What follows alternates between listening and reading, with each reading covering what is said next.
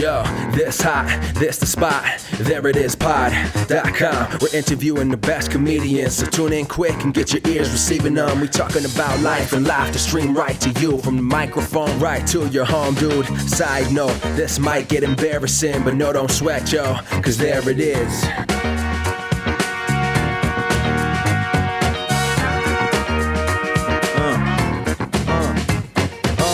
Welcome to the There It Is podcast, a comedy podcast for comedians of any variety, and you're listening to the funkiest music in all of podcast land. I'm your host, Jason Farr. Let's do this. Thank you for listening. Please subscribe to the podcast and leave a review. Follow us on Twitter at There It Is Pod and like us on Facebook. Follow me on Twitter at Jason Farr Jokes. I'm trying to take the advice that I get from guests like Joe Toplin to learn how to write better jokes. So follow my journey there with that on at Jason Farr Jokes. Head over to the website, thereitispod.com, to read blogs and find out how you can support the podcast, which would be very much appreciated. Very fun interview today. I talked with my good friend Toby Morrell. Toby is a singer-songwriter who is the lead singer for the band Emery and the duo Matt and Toby. He's also the co-host of the Bad Christian Podcast, as he says it, and we'll be releasing a new podcast soon called The Unstoppable Badass. Toby is a fool. He acts a fool. Everyone knows him, knows he's a fool. I've known him since college, and we had a great talk about how he creates music, his upcoming podcast, which will be a comedy podcast, and even get into a deeper discussion about the fear of making risky choices in your career. He may be a singer, but if you want a professional career in comedy, you could still learn a lot from this talk. It's a good one. Here it is, my chat with Toby Morrell. Jason, are you ready? Yeah. Well, I know I'm ready. 3, 2, 1, drop some knowledge. You weren't kidding. You're really bad at beatboxing.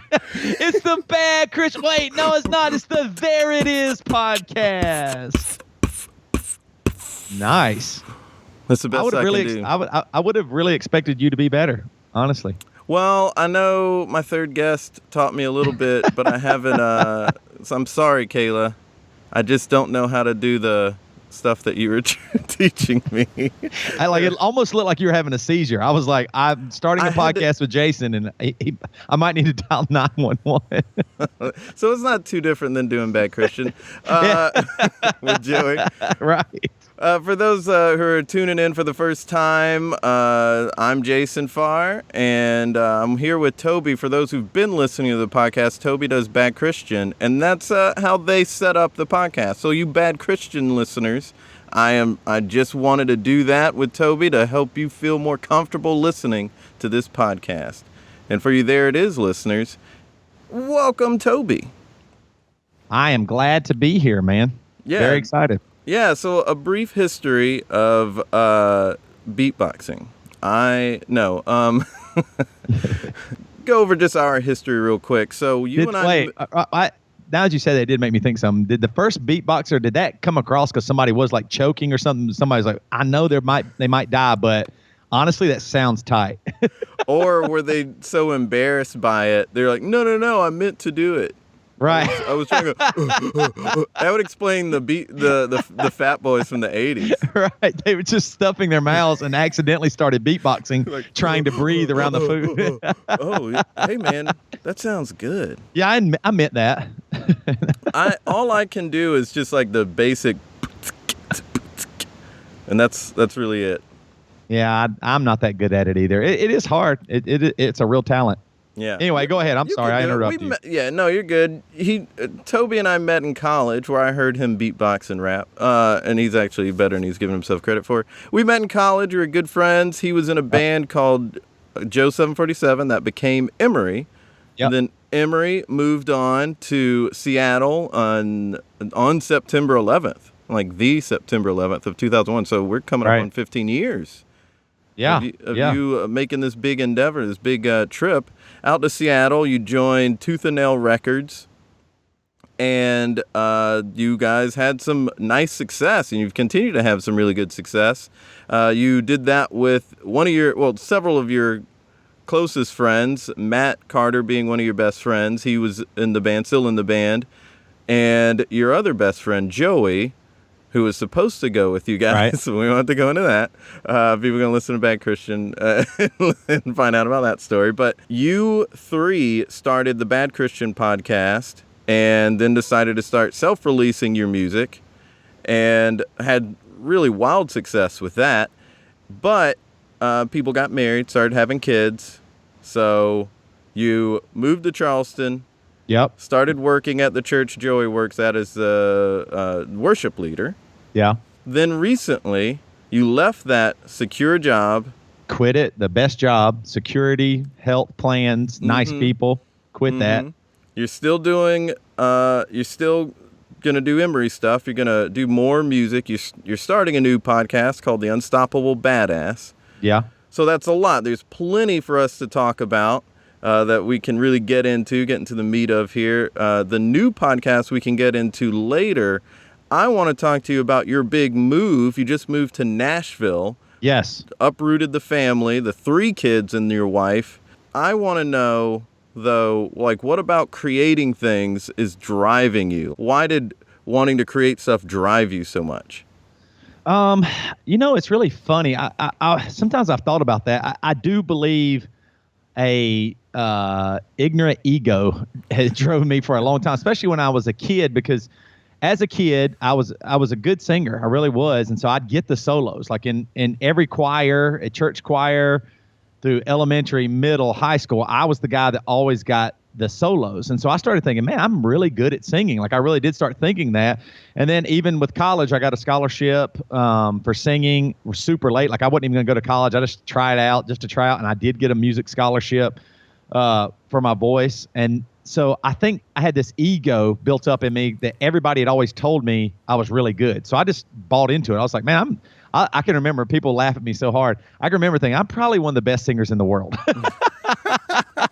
Which now I look back and go, how ignorant and stupid was I? I mean, it was really naive. Now, I still had insecurities, and when I would hear myself, I'd feel a little awkward about it, but there was something driving in me that thought that. Now, I will say twofold. One, that's dumb. Of course, I'm not one of the best singers in the world. I'm just a singer. And 2, though, I think that did drive me to try things because I thought, well, I can do it. You know what I mean? Like, I'm good enough to do this, so I would try more. So around late high school, my dad got a free piano and just put it in our garage. It was kind of out of tune, but I started tinkering around on it and just trying to teach myself a little bit like what sounded good. I didn't even really know what chords were or anything. I saw some people. There wasn't the internet back then. So I saw some people, but just that little bit, like just putting my fingers in a few different places on the keys, all of a sudden I felt like I was making something, even though to anybody else it would have been the dumbest, cheesiest, worst thing in the world. The first song I ever wrote was I Love You, I Love You, I Love You.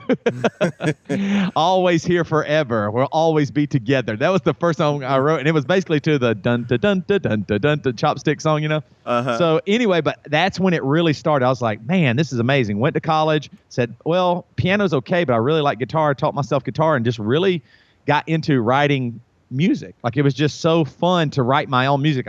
At the time, I just, I was listening to all these other ideas and I was like, maybe I can. There's that ego again. I could do this and maybe make my own music. And I think I can write music good enough to where people would want to hear it. So I think, honestly, just at an early age, I think you really are defined a lot by what happens in your early years. Yeah. And so I think that really was a driving force of, man, maybe I am good enough to try anything. So I wasn't scared to fail or be in front of people because I was like, I'm good enough. Right. Yeah. Sounds like you have innately in you a desire to just create stuff. Yeah, it's so fun. Like I just think, possibilities are limitless when it comes to creativity and things being created. I think obviously I'm a Christian. I think, man, it's so amazing. If you like God, whether you believe in God or not, we live in the most craziest creation that you could possibly imagine. Like we can't even imagine more because not only do we have our Earth and our solar system, but the rest of this universe where there's just so much and there's so much beauty and color and design and all these different things that you can see. And you see people creating just in all different types of things. You always see something new or something built upon. And so I just think it's so fun when you really are, if you're passionate about it and you're really putting your all into it, then it's just so fun. You get that, it's a really unique feeling of, man, I just made something and now I got to show it to somebody. And that usually means some people like it and some people will hate it. You know what I mean? Like you're going to get the negative. Like I have gotten probably sometimes more negative comments than positive comments, but that means something. That at least means something I created made somebody so upset that they had to post about it. You know, I still did something. I still got a reaction out of them. It's so I kind of take that as a compliment, you know? Yeah, it's one thing when somebody says something that is so stupid that it's not worth even acknowledging and it just goes in one ear out the other. But whether people really hate it or really love it, it's sticking in there. Yeah, for sure. And there, like I said, there's no other feeling. It's like almost like a high. You just are making something, you're putting yourself out there, and it just feels so fun to create things. And that can honestly be anything. It doesn't have to even be music or art. I mean, there are people that are into all kinds of things, creating food or design, or, you know, you can find creativity in landscaping if you want. It doesn't have to be, you know, just, oh, well, they're the artist and I'm not. I think I was listening to a podcast with Chuck Klosterman. I think it was the WTF podcast. And he said something that really stuck out to me, that his goals were never to be this famous, writer, author, work for all these big things. He said his goal was he just wanted to get a job at the local newspaper and be in sports, be the local newspaper sports writer. And it just came from there. And it really stuck out to me. Like when I started the band, I never did think, I didn't want Emery. I never thought in the beginning, man, we're going to be the biggest band in the world. My ego wasn't that big. What more I thought was, man, if I could do this and make $100, I'll do it for the rest of my life. I'll be so happy with that. And I think that's why when negative stuff hits, I don't feel as bad. Like I don't feel as bad that we're not U2. Yeah, that would be cool, but that was really never my goal. You know what I mean? Like that would be fine, and I would accept it immediately. And if we ever get there, amazing. But I'm happy with my career and where it's been because I feel like I know who I am at this point. And it did take a while. I had to get knocked down a few notches with my ego and my brain and all this stuff to realize, wait a minute, you're not the hot stuff that you thought you were. But I think for me, though, it's just really knowing who you are and your goals. And that's where creativity stems from. What are you good at? What do you really like? Don't try to be, if you're not a songwriter, don't go, well, I wish I could be a cool songwriter or a singer or something. Maybe that's not your thing. Everybody has something different. And, even like with you in comedy, I feel like you realize, hey, I'm a comedian. Wherever that goes, of course you'd like to, be the most famous comedian in the whole world. But I think you are at a great place where you're getting to do your comedy. That is living your dream. Yeah. I mean, dreams don't come always with high pay or super success or yet. Even, that stuff could even come. But the thing is, if you're living your dream, doing it because you love it, I think there's just so much fulfillment in that. I agree. I think if I could go back in time and speak to 5-year-old me right after I saw Bill Murray in Ghostbusters and said, I want to do that, I could say, hey, you're doing comedy several times a week. You've been doing it for 7 years by the time you're the age I am now. You've been in a bunch of commercials and done all these fun things and met all these great people, and you get to talk to all these great comedians and other people that you admire on a podcast, which that doesn't mean anything to you at 5. But 1984, podcasts did not exist. But I just mean I would have been excited. I would have been happy. I wouldn't have said, oh, am I rich and famous? Right. I definitely want to have success, but just to the degree that I'm taking care of myself and working on things that I'm proud of. If I don't get on SNL but still accomplish that, I'm happy. I'm very happy, Right. I think the world does a little bit of a detriment because I just remember being a kid and everything was a if you're a doctor or a lawyer or a businessman, that's success. You know what I mean? Like, and it's probably even worse for females. A lot of times, you can be a teacher.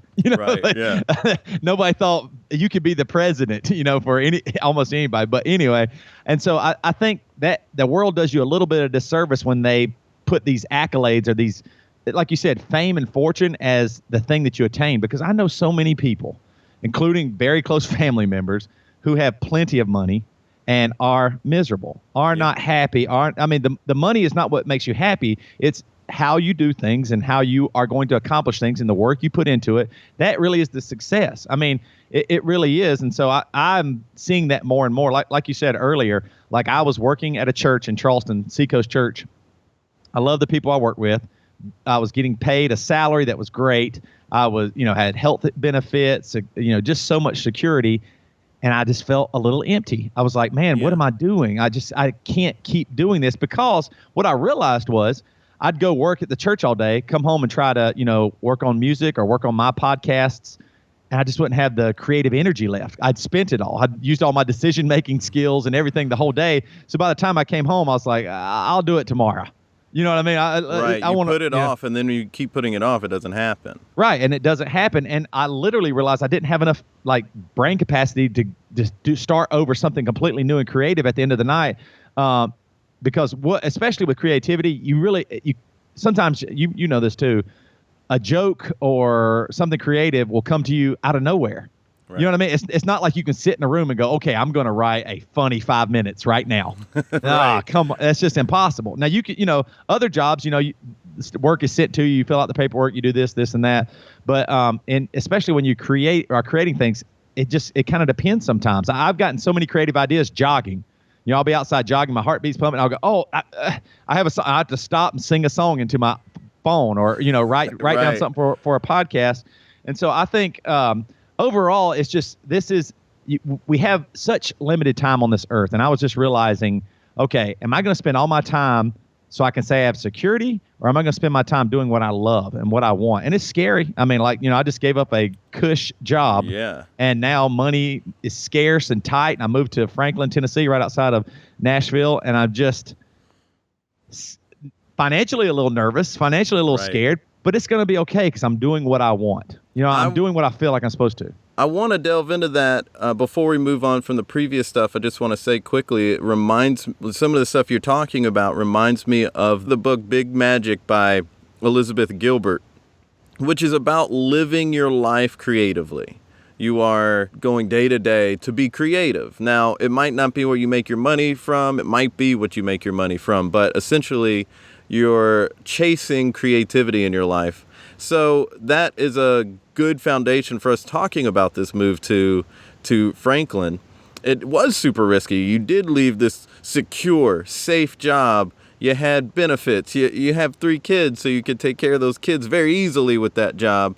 What about living a life of creating work and art, drove you to make a decision like that? And I'm not trying to raise the stakes here and make it sound like you did something crazy. I just want to know, if it all fails, will you lose your family? Go ahead. Yeah, we put the kids up for adoption. That's the first thing we did. No. Well, here's the thing I realized. Jess and I have been talking about this move for a very long time. Like, this wasn't a overnight thing. This was literally probably a year and a half of just talking before we were like, okay, let's possibly make this move. Let's do this. And we weighed all the options. What if I quit my job and we stayed in Charleston? What if, what if I just stayed a little bit, cut down my hours at Seacoast, stayed in Charleston, so I'd still have a little bit of that security. But the problem was, Charleston for us was just it's like a beautiful dead end. Like, it's great to live there. I love it. One of my favorite places in the world. Mm-hmm. But for doing, podcasting, music, entertainment, comedy, stuff like that, it's just so hard to get connected for me right now. There's so many other places that you can do that, but music, especially here in Nashville, is just great. I can meet with people. I can write with people. There's so much opportunity here. So I would say the thing about creating was I felt like, if I'm 40 now, how many years do I have? Like, really, like when I'm 70, I might still be awesome and kicking butt and doing this and that. But the thing is, I won't be where I'm at right now. Like, I do have more vitality, more energy, more excitement, more passion. And I feel like I got about a good 20 years to get this all out of me until it starts waning a little bit, and maybe my interests go to other things, like seeing my family get older and stuff like that, and spending time with grandkids or whatever that might be. So I just feel like right now, this is it. This is my opportunity to really try and go for it, be completely self-employed, and see what can happen. And on the creative side, that really does feel fulfilling. I don't think when I'm laying on my deathbed at 153 that I'm gonna look back and say, man, I should have stayed at Seacoast. That would have been good to have that money. You know what I mean? That just isn't. Like, what I will look back on is, man, I took a chance. And if I failed, I'll go, man, that blew up in my face. I'm still going to be around. I mean, we live in such an amazing society that even the people in poverty in America are still in the 1 percentile. I mean, we have family. I will work at a factory if I have to. Like, if this doesn't work, I'll pick up another job. But it is worth going out on a limb and really chancing this when I know that it's something I want to do. Like, this is what I will be most passionate about. This is what I will be my most true self. I've been working harder than ever since I quit my church job. You know what I mean? Like, I feel like I've devoted so much time to this more and more because at the church job, I worked hard and it was exhausting. But as the years went by, I was feeling less passionate about it, less interested in what the goals of the church were, because I just felt I was in a little bit of a predicament too of just I've been seeing church and God a little bit differently, just about how we gather and meet and stuff like that. And so the final straw was I was sitting at work one day and I said, if I'm not supposed to be here, if I'm not supposed to be the small group director, worship leader, outreach director, I had like 3 jobs there. Yeah. Am I keeping somebody else from doing what their passion is? There might be somebody else that should be working in that job that is being fulfilled. Not only am I not fulfilled, but by staying at work there, I'm keeping them from what their goals and what they're trying to do and what they're passionate about. And when I thought that, I was like, yeah, I need to move on. I need somebody else can do this job better than me just on their passion alone, you know? So at that point, we moved on. And it's just exciting, man. I've just been working so much. I've been able to write songs like every day. I've been working on the Bad Christian podcast, been working on my own podcast, Unstoppable Badass, which is it's comedy and it's so much editing and bits and skits. I call it kind of like the Saturday Night Live of podcasting. There's all these different bits and segments, and then there's music too, where I work on other people's songs and give people my own creative songs for free to let them do whatever they want with it. But I've just felt so excited. Like, I wake up every day going, man, I can't wait to get to work.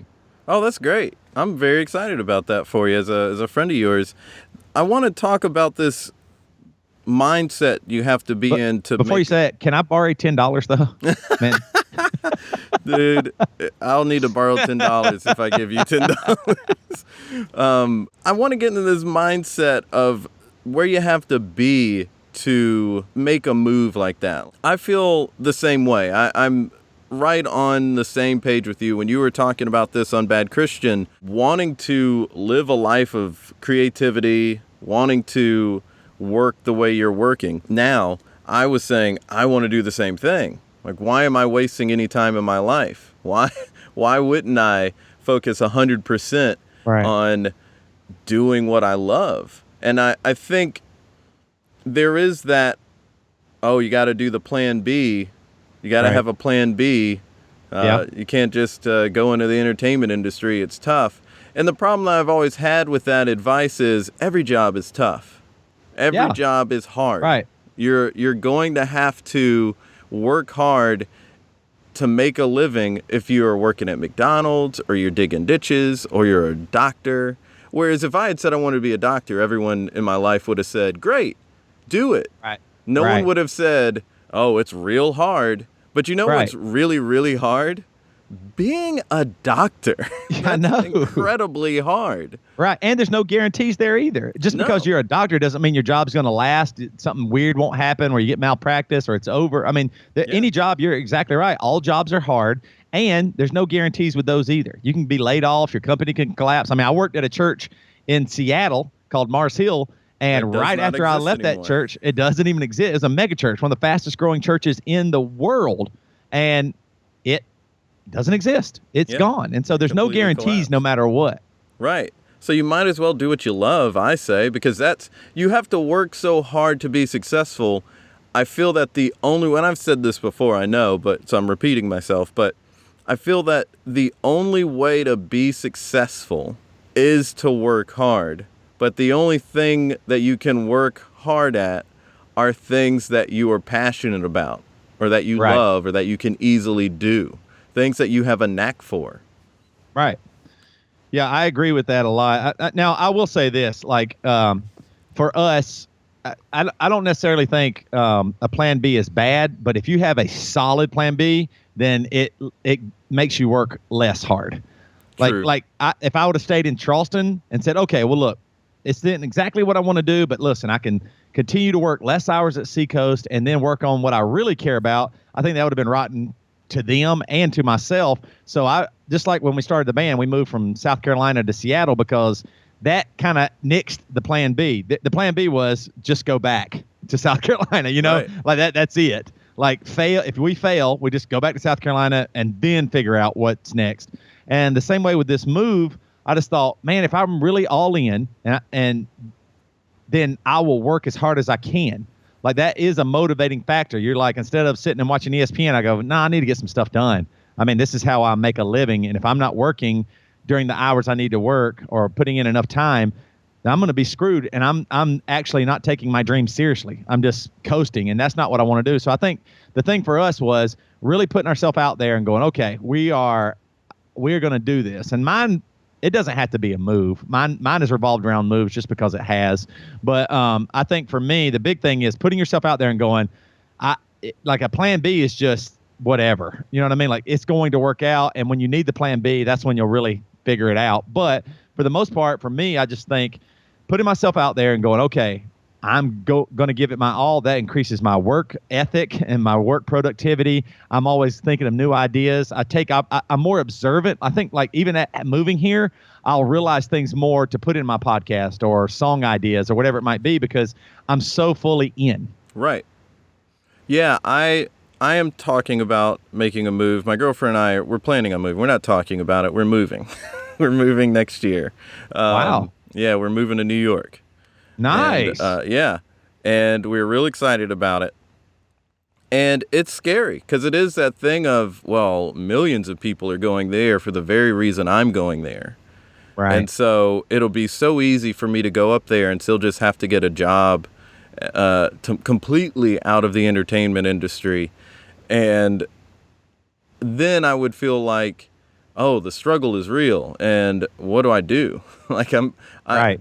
New York's a great city, but if I'm not doing comedy and I'm not making any traction and I'm not making any traction as an actor, or if I'm struggling just to get into UCB or whatever, it's going to be like a failure to me. Yeah. And I don't want that, and it's what's the next thing after that? Like if that happens, that's right. Well, I mean, you got to tell yourself though, if it's a failure right now, if you don't, you know what I mean? Like it is a failure right now if you don't move. Like right now, no matter what, like the worst possible thing that can happen is you move to New York, you accumulate some debt, nothing works out, it's miserable and it sucks, and you come back in a year. That's the worst thing that can happen. Well, that's billions of people have stuff like that where they had to move back home or, worst case scenario for me, if everything falls apart, I make no money, everything ends, we might end up in my mother-in-law's basement, which is, it's embarrassing. I'll admit that, but who cares?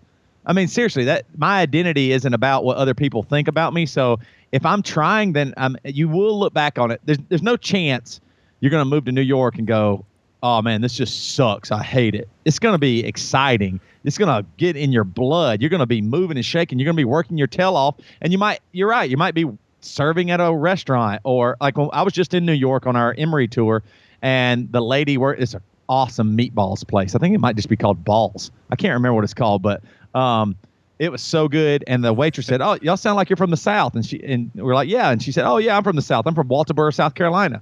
And I was like, man, she moved all the way from Walterboro, and she's just a server at this restaurant. But guess what? She looked so happy. Right. She was so excited. I didn't have time to talk to her about the move that much, but she just kind of did it on a whim. I don't even know if she's pursuing anything, but just to get out, like to hear the fresh ideas and the different perspectives and all that stuff. Like when our band moved to Seattle, it was like night and day. I mean, I told people this all the time. We got there and the culture was just so different. And it was just crazy. And you I was immediately like, got robbed by a gang. Yep. That is true. Devin did. Oh, I thought it was all of you. No, well, we were there, but this guy got in Devin's face and said, "Give me money, man." And Devin didn't do it. I thought we were about to fight because they were all the other gang members were over there. But which is funny. You don't ever think about Seattle as tough gang guys. You know what I mean? Like, it's not like didn't Compton. give the money and he got away? He just walked away. He just kept walking. He didn't stop, and the guy just left. Just didn't matter, So Devin didn't have any money, I don't think, anyway. But anyways, but that does change you. So yeah, like even with your move, man, just you got to go in with it as no matter what, good or bad, this is what I got to at least try.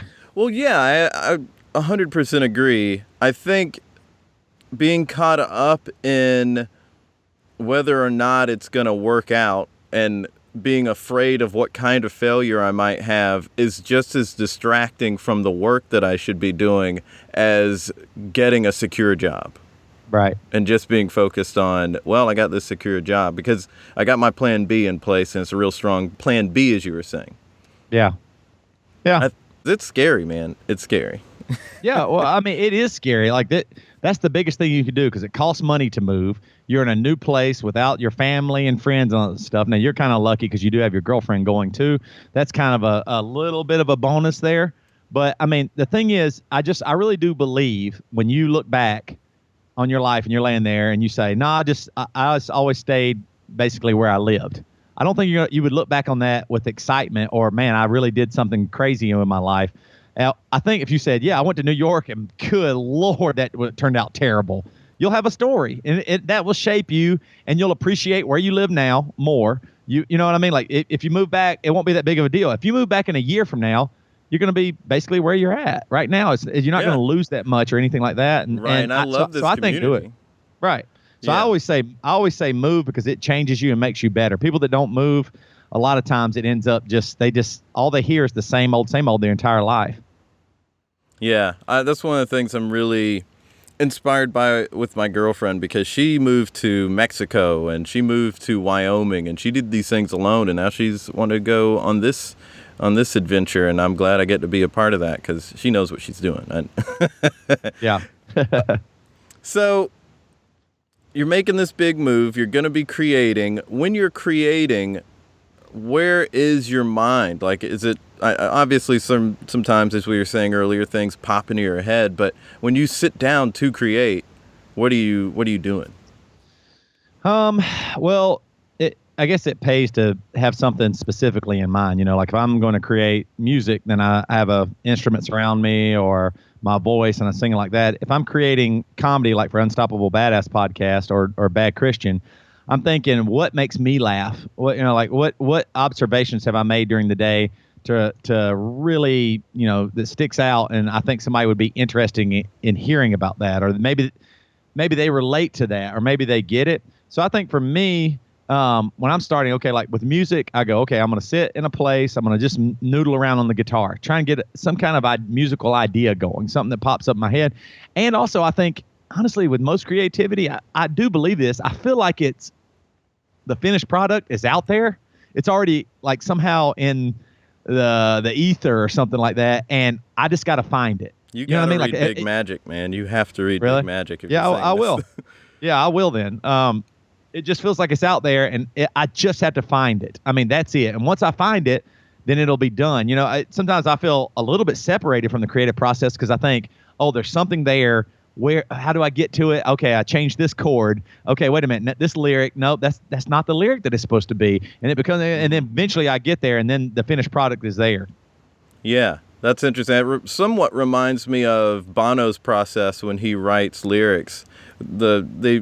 The band will have some music that they've put together, and he'll listen to it, and he's just totally speaking Bono gibberish.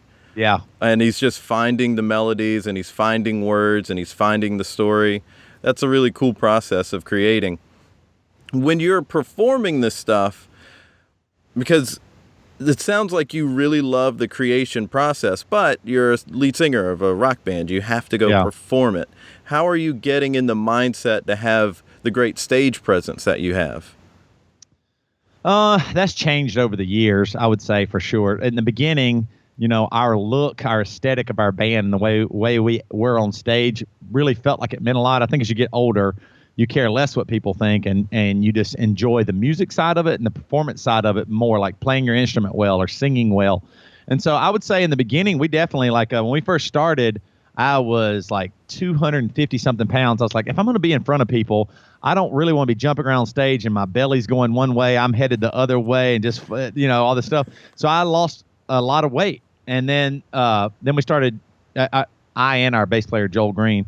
And so we I felt like, okay, I feel good about this. I feel like I'm becoming something. And honestly, maybe it is a little bit of a character. Maybe Toby on stage is a character I play a little bit because, I'm not, after you played one of our songs, like Walls, like literally hundreds and hundreds and hundreds of times, probably thousands and thousands of times, I think that you can't be as passionate about it. You know what I mean? Like, it's probably the same way with you. You do stand up. Oh, There's probably a joke that you've had for a while, and it might kill or something like that. But it's probably not as funny to you. I have to do it, but I don't want to do it tonight. But I can't not do it tonight. Right, right, exactly. So, but you're able to get past that because the presentation of it, you get that same feeling like when we play Walls or that joke hits. You go, man, that was awesome. You know what I mean? It's that performance high you get where you're like, whoa, man, these people, they love this, especially like with our songs. Like somebody that's been a fan forever, and we play a song, and there's tons of fans. We see them now when we go on tour. I have never seen y'all perform live before. I've been a fan since 2005. And I'm like, I know we've been near you. You never came. Nope, never seen you. And so for them to hear Walls, it is the first time. You know what I mean? For them to hear the song that I've done, all that stuff, and that reaction, like probably the same way for you to tell that joke and it kills, you go, man, I didn't care about it, but wow, these people, there's somebody new here that just dying. They just love this. It really hits a chord. So I think that part is what I think about and kind of get past sometimes, because after you've written something, created something, it's hard to go back and back and back to it, but there's always a new listener or a new viewer or hearer or seer of your, I guess that's what the same thing as listener and viewer, but anyway, of your stuff. And I think that that means a lot, that somebody would be so affected by something you created, even if it's old to you. Yeah. When you have a big stage and a big venue with a huge crowd, is there anything, because you need to have so much energy to get into performing for that large of a crowd, is there anything that you're doing before the show, like seconds before you or minutes before you walk out on stage to get into that mindset? Yeah, I usually kind of go off by myself, do some vocal warm-ups, and I don't know if it's something about me that I always like being backstage a good hour before. Like or at least in our bus that's parked right behind the venue or something like that. I don't like it. Like, I'm not one of those people that could just be at their hotel, show up, and walk on stage. Like, I kind of like sitting on our bus or sitting in a green room or whatever, and then just kind of getting my thoughts collected and then coming out, maybe even at the last minute, but just coming out, kind of ready for what I'm going to do. But yeah, there's some vocal exercises, maybe a little stretching here and there for stuff like that. But usually vocal exercises are the big thing. For me, it's like before I'm doing the 9 o'clock Friday show that I do, which is kind of a big show personally for me that I want to do really well on, I have to have like an hour or two of just getting in my head and just remembering what doing improv is. Yeah. It's, I need that time, and if I don't have it, there's a noticeable difference, and not just because of habit, but a noticeable difference of where my head's at when I am backstage or in the green room getting ready to go out. Yeah.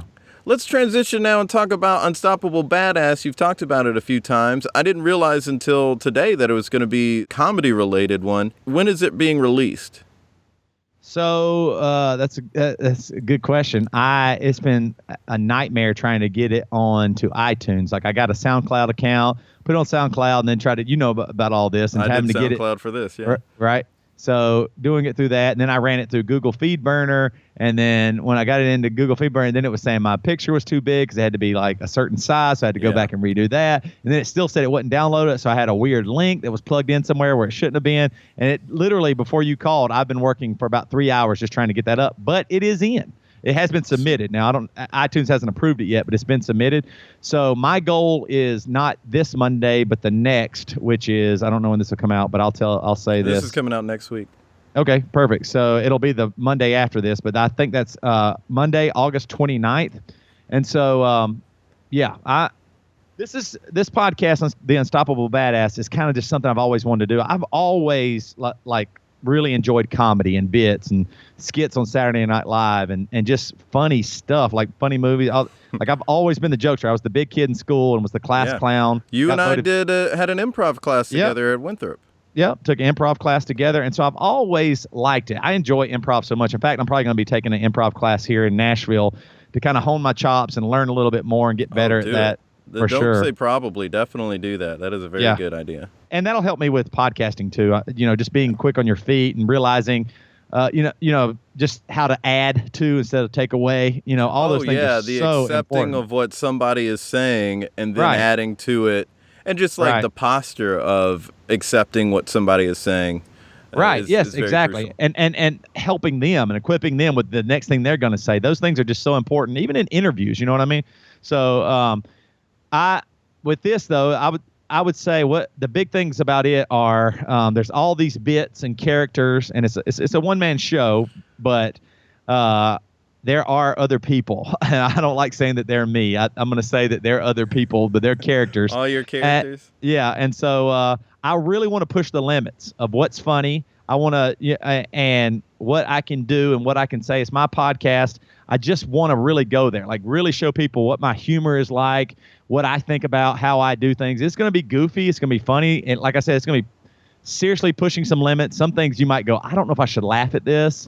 I don't know what to think, but I just kind of want to do that. So I'm just super excited. It gives me a little bit of an outlet for this. Like I do some jokey stuff on Bad Christian Podcast for sure, but this is like all comedy and with some music thrown in as well. That's the other part that's really cool. So I have a segment called Music for You, and basically I'm going to write some songs, and I have musical ideas constantly, and I so many so that I can't get them all out. So what I want to do is put some of my music on there, like a guitar part or a guitar part with a vocal or lyrics or whatever it might be, and just give those away. I want my listeners just to take them, and if they like them, maybe they'll turn them into a song. Maybe they'll put them in their band with their band. There might be a band listening that's stuck on a lyric and takes my lyric and uses it. I don't want any like publishing stuff on it or anything like that. I just want to give some of these ideas away for sure.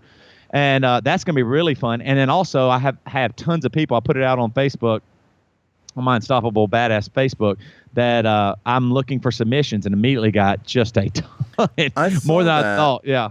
Yeah. And people send in their ideas. I saw that, and I was wondering if you were just going to be doing music. So this whole idea is this part of that podcast is to use some ideas that people give you and then also give ideas. Yes. Yeah. So this whole part is basically just all about music. I like the first episode that'll come out on the 29th of August is this guy sends in a song, and then so basically I kind of treat it like Simon Cowell. Mm-hmm. Like I want to just obliterate it and tell you what's a little bit weird, bad, not good about it, and what's good about it, and then maybe give you an idea of something you could change to see if you like it better. And it's working out really good. That still allows for a little bit of comedy with the music, like just some parts I'm just dying laughing when like rock glockenspiel comes in. There's no way you can't just not die laughing. You know what I mean? And so just stuff like that I think is really fun, and I really do want to help people, and I want to learn from them as well. I want their music to influence me so that when we're writing the next Emery record, I want to have some new, fresh ideas. Yeah.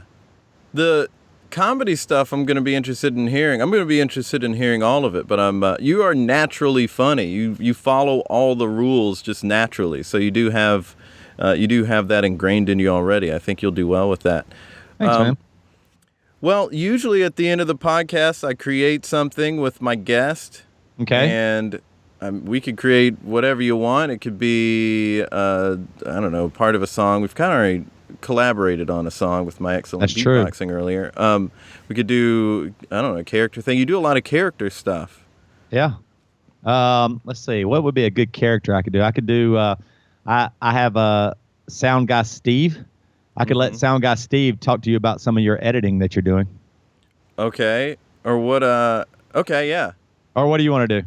Oh, no, we can. I'd like to talk to one of your characters. We could create a character, or we both could be a character. Okay, who do you want to be? You have a character in mind? The only one that's coming to mind is the pizza guy that you do. Oh, yeah, I could do Neil the pizza guy. But I can kind of do Neil the pizza guy. All right, you do Neil the pizza guy. I haven't done it in a while. Let me see if I get it. I'll be the straight man. You be Neil the pizza guy. Hey, man. Hey, man. How's it going? I got some pizza here, man. Yeah. I ordered pizza, but I'm looking at it right now. I ordered just pepperoni. This has like weird stuff on it. What is that? These are anchovies, man. Oh no, dude! I'm highly allergic. I can't do this. Get the hell out of here. Hey, man, aren't you a Christian, man? I came all this way. Hey, this cross in my front yard. You're not gonna pay me for coming here, man. This is some bull crap, man. Well, I'm sorry, but I will pray for you. Can I mean, sir, do you know Jesus as your personal Lord and Savior? I know you deliver pizza, but do you know him as your Savior?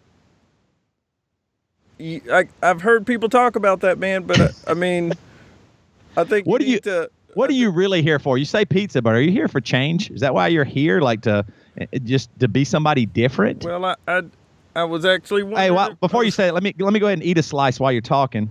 Hey, man, you may be Christian, but you're not Jesus. You can't make this pizza multiply. I gotta sell this to somebody.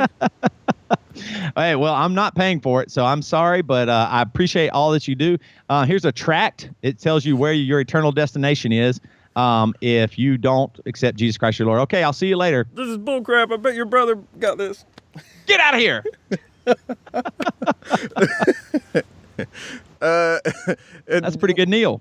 I heard you doing it one day, and I don't know, for whatever reason I thought I could do it, and then I called you, but blocked my number and called you as Neil. Remember that? Yeah, I do. That was fun, man. It was good having you on. We'll call All right. There It Is. Yeah, sweet, man. Always good to get to talk to an old friend, even if you have to start a podcast to do it. He's a busy man. He's hard to get a hold of. You have to start a podcast and schedule an interview with him. His children have to do the same. It's true. It's true. I was glad to have him on. If you want to make a move or take a chance, you might as well do it. I love that advice. Really good perspective on how life works when you have a big decision to make. Disagree? Well, share your thoughts with me on Facebook or Twitter. Hit us up at There It Is Pod. For more on Toby's endeavors, why don't you head on over to Twitter, and you can look up at @BadChristianX for the Bad Christian Podcast Twitter account. For Emery, go to @OfficialEmery. That's EMERY. And connect with his new podcast on Facebook at The Unstoppable Badass. There are plenty of Emery albums out there for you to buy as well. For more on what we're doing here at There It Is, why don't you go over to thereitispod.com. There you can get more episodes and join the discussion in the blogs. If you're already hooked on the podcast, then you just might have theiritis. There is no cure for theiritis, but you can treat the symptoms with more There It Is. Support the podcast so we can keep making episodes and treat your theiritis. May you all have theiritis. There it is, guys. Another episode of There It Is. Next week's episode has Sharna Halpern, yes, the co-founder of the I.O. Theater. It's a must listen. Until next time, be good to each other. The music for the theme song was created by Neil Brooks. The rap was written and performed by Nick Acevedo. The logo for There It Is was created by Jeff Prater. The There It Is podcast is produced by Jason Farr.